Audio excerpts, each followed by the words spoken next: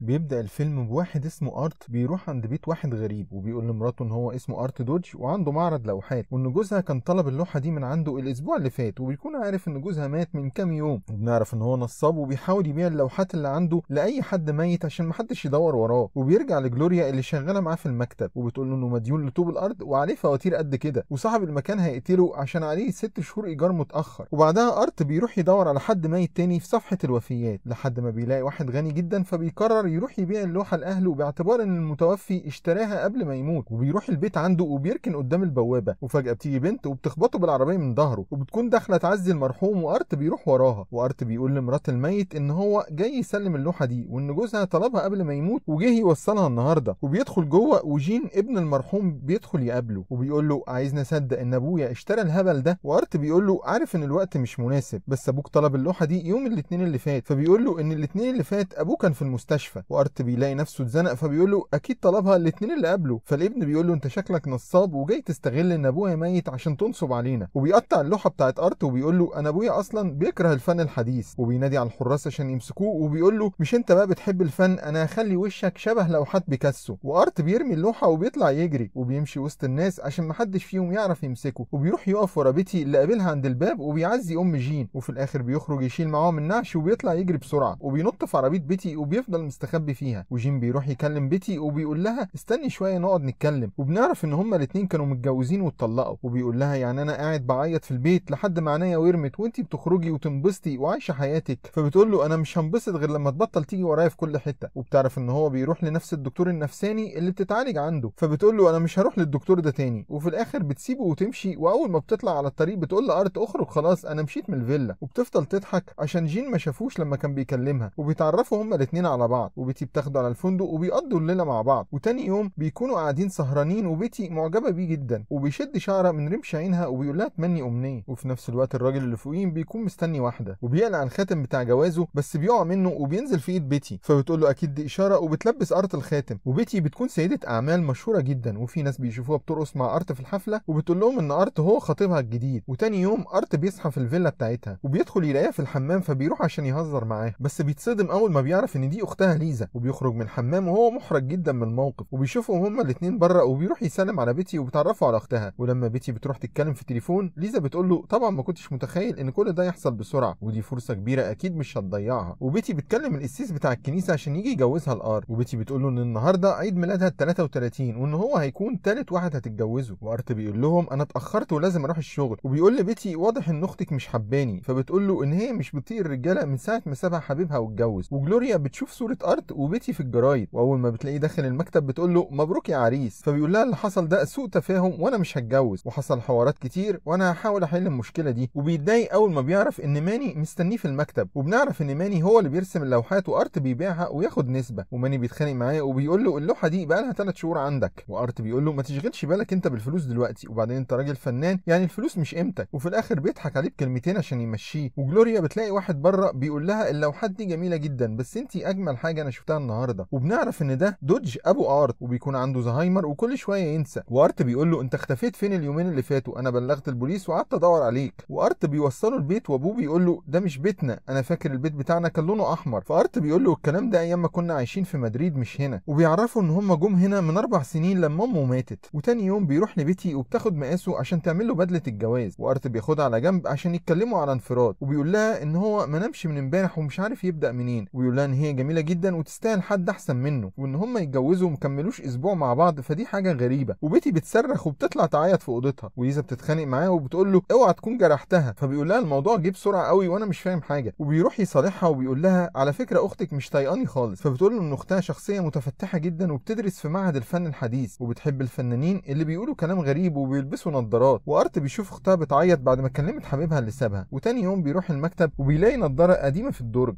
وبيتفاجئ اول ما يشوف جين ورجالته جايين مكتبه. وبيحاول يهرب من المكان بس بيلاقي جين داخل من الباب فبيفك شعره وبيعمل نفسه اخو ارت التوأم. وبيقول لجلوريا كلمي اخويا وعرفيه ان دي تاني مره اجي المكتب بتاعه وما لقاهوش وانا وقتي بفلوس على فكره. وبيخرج بسرعه قبل ما جين يكشفه وبيركب العربيه. وبيقرر ان هو يكمل في اللعبه عشان يعجب ليزا. وبيكلم بيتي في التليفون وبيقول لها ان هو بارت اخو ارت التوأم. ولما ارت بيروح لها البيت بتقول له اخوك اتصل هنا وسأل عليك. فبيقول لها ان هو فعلا عنده اخ توأم شبهه بالظبط واسمه بارت وان هو كمان فنان بيحب الرسم وبيقضي اليوم كله مع لوحاته، وفي نفس الوقت بيكون متفق مع جلوريا علشان ترن عليه، وبترن على بيتي وبتقول لها ان اخوه عايز يكلمه، وارت بيعمل نفسه بيكلم اخوه وبيقول له ان هو جاي المدينه النهارده، وجلوريا بتقول له انا ليا عندك مرتب شهرين ولو ما دفعتش هفضحك قدامهم. وبعدها بيروح لابوه عشان يعرفه الخطه اللي هيعملوها، وابوه بيتخانق معاه وبيقول له مش هساعدك عشان انت مش صريح معايا، وارت بيقول له هو انت بتفتكرني اصلا عشان تتكلم معايا، وبيقول له ان في بنت يعرفها وعرضت عليه الجواز، بس هو بيحب اختها ومش عارف يحل المشكله دي ازاي. وتاني يوم بيتي بتروح المعرض بتاع ارت، وارت بيقول لجلوريا الست اللي هتدخل تسال عليا قولي لها اني مش موجود، بس هي ممكن تقابل بارت اخويا. واول ما بتدخل جلوريا بتقول لها ارت مش موجود بس اخوه في المكتب، وارت بيغير هدومه وبيعمل فيها مثقف، ولما بيتي بتشوفه بتقول له انت مش شبه اخوك خالص على فكره، فبيقول لها ان اخوه شقي والستات كلها بتحب تقرب منه، وبيتي بتكون معجبه بطريقه كلامه وبتقول له اختي هتحبك جدا وانا عازمك الليله دي على العشاء انت واخوك ارت. وبيخرج بره يقول لجلوريا لو اخويا ظهر كلميني ضروري، واول ما بيخرج بره بيتسحب لحد محل الملابس وبيغير هدومه وبيربط شعره وبيرجع تاني لشكله، وبيخش يسلم على بيتي كانه ارت لسه جاي من بره، وجلوريا بتنبهر بطريقه تمثيله وكانت هتفضحه قدامها، وبيقول لبيتي تروح تستناه بره لحد ما يخرج. واول ما بيخرج بيلاقي جين جاي يتكلم معاها، وبيشوف ارت جاي يقف جنبها وكان هيهجم عليه، وبيقول لها الواد ده نصاب وهيضحك عليكي، واول ما بيديها الورد بتضربه بيه وبتمشي مع ارت. وبعدها بيرجع لشخصيه بارت وبيروح لها البيت عشان العزومه، وبيلاقي ليزا بتنادي عليه وبيتعرفوا على بعض، وبيتي بتنزل تسلم عليه تحت وبتقول له ان ارت اتصل بيها وقال مش هيعرف يجي عشان ابوكم تعبان، فبارت بيقول لها ان ابوهم عنده زهايمر وتعبان جدا ولازم واحد فينا يفضل جنبه، وبارت بيفضل يتكلم مع ليزا في مواضيع خاصه بالفن، وبيتي بتكون زهقت وبتفضل تهزر عشان يغيروا الموضوع، وفجاه بيسمعوا صوت صواريخ في الجو، وبيتي بتلاقي جين جاي بمركب وكاتب عليها بحبك يا بيتي، وبتروح تقول له ان هو مجنون وهتبلغ البوليس، فبيقول لها النهارده ذكرى جوازنا وانت حتى ما اتصلتيش بيا، وبيكون مأجر فرقه عشان تغني لها الاغنيه اللي بتحبها. وليزا بتقول لبارت ان هو كل مره بيحاول معاها وبترفض، وبارت بيقول لها المزيكا دي حلوه ما تيجي نرقص، وبيفضلوا يرقصوا هما الاثنين، وبيتي وجين بيتخانقوا، وجين بيقول لها انت مش مقدره اللي انا بعمله علشانك، ده انا حتى مخرج الراجل ده من السجن عشان يجي يعزف مخصوص عشانك، وبيقول لها ارقصي معايا الرقصه دي بس ومش هتشوفي وشي تاني، وبيفضلوا يرقصوا بس بتتضايق اول ما بتسمعه يتريق على ارت، وبيقول لها القرد بتاعك عمره ما يعرف يعمل اللي انا عملته، فبتقول له لو في قرد في حياتي يبقى انت، وبتسيبه وتمشي. وتاني يوم بيروح بارت عشان يقابل ليزا في معهد الفنون، وبيعمل نفسه بيشرح للطلبه، وليزا بتشوفه وبتسلم عليه وبتقول له ان هي شغاله مدرسه هنا، وبيقعدوا على الكافيه وبيتكلموا، وليزا بتحكي له على مشاكل الشباب اللي بتشوفها اليومين دول، وبتقول له ان هي نفسها تشوف اللوحات اللي هو بيرسمها، فبيقول لها ان المعرض بتاعه في ايطاليا بس هو شحن كام لوحه على هنا، وبتقول له ان هي عايزه تشوفهم، فبيقول لها ان هو هيعمل مكالمه، وبيروح يتصل بماني وبيقول له تعالى لي على المعرض دلوقتي عشان في ناس جايه تشوف لوحاتك، وبيتصل بجلوريا وبيقول لها ان ماني جاي عندها وتحاول تعطله باي طريقه، فبتقول له اعمل ايه يعني، فبيقول لها استخدمي سحرك، وبياخد ليزا وبيوديها المرسم بتاع ماني على انه المرسم بتاعه هو، وليزا بتشوف اللوحات بتاعته وبتكون معجبه بيهم، وليزا بتعجبها لوحه كان هو فعلا اللي رسمها قبل كده، فبيقول لها خديها هديه، وليزا بتحس ان هي معجبه بيه فعلا، وارت بيكون فرحان عشان عجبتها اللوحه بتاعته، وبيرجع البيت يرسم شويه، وابوه بيفضل يتريق على لوحاته. وتاني يوم ارت بيكون عند بيتي وليزا في البيت، ولما بيكلم جلوريا في التليفون بيعرف ان ليزا سالت على بارت، فبيدخل يكلم ليزا من المطبخ على اساس ان هو بارت، وليزا بتقول له ما تيجي تقعد معانا اخوك قاعد بره، وبارت بيقول لها بس انا مشغول، فبتقول له طب ممكن نتقابل بالليل ونتعشى لوحدنا، وبعدها بيطلع بره وبيروح لبيتي وبيقول لها ان هو عنده مشوار مهم بالليل ومش هيعرف يجي على العشاء، فبيتي بتقول له لو ما جيتش على العشاء النهارده انا هقتلك. وبالليل ارت بيروح المطعم قبل بيتي وبيحط لها منوم في المشروب، بس الجرسون بيشوفه وبيقول له ما ينفعش اللي انت بتعمله في المشروب ده لانه مشروب فاخر وغالي، فارت بيقول له بص يا عم الحاج انا دفعت ثمن المشروب ده وبقى بتاعي خلاص واعمل فيه اللي انا عايزه ان شاء الله حتى اعمل فيه حمام، فالجرسون بيبص له باشمئزاز وبيمشي، وبيتي بتيجي تقعد واول ما بتدوخ بيرجعها البيت بسرعه، وبيطلع فوق ينيمها على السرير وبينزل تاني، بس بيلاقي ليزا في وشه فبيرجع الاوضه بسرعه وبينط من الشباك عشان ليزا ما تشوفوش، بس بيقع في الميه وبيروح يخبط على ليزا اللي بتستغرب لما بتشوفه غرقان ميه كده، فبيقول لها المطره كانت بتمطر بره، وبعدها بيتفاجئ انها بتوديه تاني لنفس المطعم اللي كان فيه، والجرسون بيبص وبيشبه عليه وبيقول لليزا ان اخوه بيجي هنا فممكن يكون قصده عليه، وبيقول لها ان ارت قلقان عشان حاسس ان بيتي اتسرعت قوي في موضوع الجواز، فبتقول له ان هي حتى لو حاولت تكلم بيتي مش هتسمع كلامها، وبيقول لها يا ريت انا وانتي نفضل مع بعض على طول. وبيجي الجرسون فارت بيقول له هات لنا من المشروب الفاخر اللي عندك، فالجرسون بيقول له اسكت مش اخر ازازه عندنا، في واحد متخلف عقليا حط فيها حاجه غريبه وبوظها، فارت بيقول له معلش دور تاني، فالجرسون بيقول له من عينيا بس وعدني انك مش هتعمل حمام فيه. وبعدها الجرسون بيجيب المشروب وبيرخم على ارت وبيقول له تحب اشغلها لحد ما تحط لها حاجه في المشروب، وبعدها بيرجعوا عندها البيت وبيقعدوا يتكلموا على الشط، وبيفضلوا هما الاثنين سهرانين مع بعض. وتاني يوم بيصحى في سرير ليزا وبيقول بيتي، فبتقول له هو انت كنت بتحلم باختي؟ فبيقول لها انا كنت بحلم بالفرح بتاع ارت وبيتي. وبيقول لها شفتك واقفه ترقصي وكنتي هايله. وبعدها بيفتكر ان بيتي ممكن تصحى وتلاقيه مش موجود، فبيلبس البورنوس الازرق وبيقول لليزا انا لازم ادخل الحمام. وبيدخل الحمام بسرعه وبيربط شعره وبيلبس البورنوس الاحمر وبيروح لبيتي الاوضه وبينام جنبها بسرعه وبتكون لسه ما صحيتش، وبتصحى من النوم مصدعه وبتقول له ان هي عايزه حبايه اسبرين. فبيرجع تاني يغير هدومه وبيروح لليزا وبيفضل يجري من اوضه لاوضه عشان محدش يكشفه. وفي الاخر ليزا بتودعه وبتروح الشغل، وجلوريا بتدخل المكتب وبتلاقي ارت نايم على الكنبه وبيصحى من النوم مفزوع. فبتقول له انت لازم تسيب واحده فيهم عشان كده هتتجنن، وبتقول له ان الحل الوحيد ان هو يخونهم عشان يكرهوه. وارت بيفكر في كلامها وما بيكونش عارف يعمل ايه. ولما بيرجع البيت ابوه بيكون قاعد مع اصحابه بيلعبوا كوتشينه، وارت بيتفاجئ اول ما بيشوف عربيه جين قدام البيت وبينزل يزحف عشان محدش فيهم يشوفه. وبيروح يقول لابوه ان هو في مصيبه ولازم يساعده، وابوه بيقول له استنى خلص الدور ده انا معايا بصره. وفي الاخر بيخرجوا من البيت وبيكونوا رايحين يركبوا العربيه، وارت بيتسحب وسطهم وبيركب من غير ما حد يشوفه. وبيلاقي رجاله جين لسه واقفين بالعربيه وبيتحركوا بالعربيه وبيمشوا وراهم على الطريق، وابو ارت بيحاول يهرب منهم بس ما بيكونش عارف يسوق، وبيلبس في العربيات اللي راكنه في الشارع وبيكسر مراياتها. وبيلاقوا نفسهم طالعين على الكوبري بعد ما اتفتح، والعربيه بتطير بيهم وبينزلوا الناحيه الثانيه، بس عربيه جين مش بتلحق عشان الكوبري بيكون اترفع والعربيه بتتعلق بيهم، فبينزلوا منها بالراحه قبل ما تقع في الميه. وارت بيخرج من العربيه وبيقول لهم بكره هاجي اخدها، وابوه بيقول له اوعى تخلي اخوك يوقعك في المشاكل تاني. وارت بيروح عند جلوريا عشان يبات عندها، وبيتفاجئ اول ما بيعرف ان ماني عندها في البيت. فبتقول له انا خدت بنصيحتك واستخدمت سحري بس الظاهر اني زودتها حبتين. فبيقول لها مش مهم دلوقتي انا عايز مكان انام فيه. وماني بيقول له خد مفتاح المرسم بتاعي وروح بات هناك. واول ما بيوصل بيقعد يرسم شويه وبيفضل سهران، وبيلاقي الباب بيخبط وبيطلع جين ورجالته وبيدخلوا يهجموا عليه وبيضربوه. وجين بيقول لهم بلاش في الوش عشان فرحه بكره. وارت بيقول له انا كده كده كنت همشي ومش عايزها. فجين بيقول له انا عارف ان انت نصاب وعايز تضحك عليها، بس انا ما اقبلش ابدا ان حد يكسر قلبها، فانت هتروح بكره وتتجوزها، ولو عرفت انك زعلتها او خليتها تعيط فقدام كل دمعه منها هكسر لك عظمه. وفي الاخر بيسيبه وبيمشي. وليزا بتيجي المكان وبتلاقيه متكسر وهو نايم على الارض، وبيفك شعره وبيلبس النضاره قبل ما تكشفه، وبيقول لها شكلك حلو قوي وانت قلقانه عليا. ولما بتقول له ايه اللي حصل لك بيقول لها انا بحبك وهو ده اللي حصل لي. وبيقول لها ان هو كان معجب بيها من اول ما شافها في الحمام. فبتقول له بس اللي شافني في الحمام ده ارت. فبيقول لها انا ارت، وبيعترف ان هو بيحبها من الاول. وليزا بتكون مصدومه لما بتسمع الكلام ده، فبتقول له انت ازاي قدرت تضحك عليا انا واختي؟ وبيقول لها انا عايز ابقى معاكي انت مش مع اختك. وفي الاخر ليزا بتسيبه وبتمشي، وارت بيرجع البيت وابوه بيكون نايم وبيصحيه وبيروح معاه الفرح في بيت ليزا. وجلوريا بتكون موجوده هي وماني في الفرح، وماني بيسلم عليه فبيقول له ان هو بارت مش ارت. وليزا بتشوف بارت وبتقول له اخوك كان في المرسم امبارح وقال لي ان هو بيحبني انا ومش عايز يتجوز اختي. وبتقول له ان هو لازم يتكلم معاه ويخليه يبعد عن بيتي. وارت بينط من الشباك وبيربط شعره وبيعمل نفسه ارت. وليزا بتروح تقول لبيتي على اللي حصل، لكن بيتي مش بتصدقها وبتفتكرها منافسنا منها. وارت بيروح عند بيتي وبعدها بيقابل ليزا تحت، فبتقول له بارت اخوك بيدور عليك وعايز يقول لك كلمتين. وبتاخده توديه اوضه وبتقول له ما تتحركش من هنا لحد ما اجيب لك بارت. وارت بيلبس النضاره وبيخرج من الشباك، وليزا بتقابله بره وبتقول له ان ارت مستنيه في الاوضه دي. وبيدخل الاوضه وبيعمل نفسه بيكلم اخوك، وبيفضل يتمشى في الاوضه ويفك ويربط في شعره عشان ما حدش يكشفه. وجين وليزا بيشوفوا اللي بيحصل من بره وبيبقوا مش فاهمين اي حاجه. وجين بيدخل الاوضه وبيلاقي ما فيهاش غير ارت. فارت بيقول له ان بارت سابني وانا بكلمه، وبيتخانق مع ارت وبيقول له انا حاسس انك عايز تهرب، ولو فكرت تهرب وتجرح بيتي انا هقتلك عشان انت ما تعرفش انا بحبها قد ايه ونفسي تعيش سعيده. وبيتي بتكون سامعه كلام جين من السماعه. وبعدها ارت بيطلع بره مع بيتي بعد ما لبست الفستان، وبيتي بتسيب ارت وبتروح لجين وبتقول له ان هي لسه بتحبه. وليزا بتتاكد ان بارت هو ارت وكان بيضحك عليها، وبيروح لليزا على اساس ان هو بارت، وبيقول لها ان هو اصلا متجوز ومخلف وخلاص هيرجع ايطاليا، وبيعمل كده عشان يخليها تكره بارت وتحب ارت. وتاني يوم بتروح المعرض وبتقابل ارت وبيقول لها ان هو بيحبها هي مش اختها. وفي الاخر بتعرف الحقيقه وانه اخترع شخصيه بارت دي عشان يقرب منها، وبيتصالحوا هما الاثنين. وبكده انتهى الفيلم. ما تنساش تعمل لايك وسبسكرايب وتشوف باقي الملخصات، واكتبوا لنا في الكومنتات ايه الافلام اللي تحبوا تشوفوا الملخصات بتاعتها. سلام.